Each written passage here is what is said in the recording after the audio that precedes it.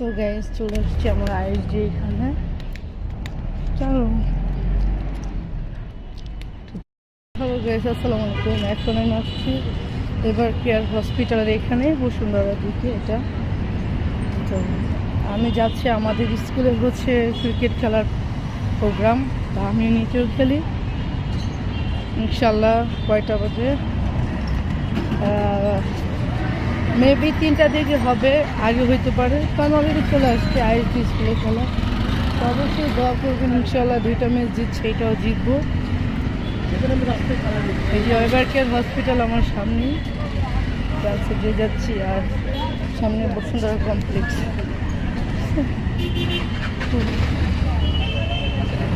বড় একটা রাস্তা, আমাদের অনেক লোক অলরেডি চলে আসছে।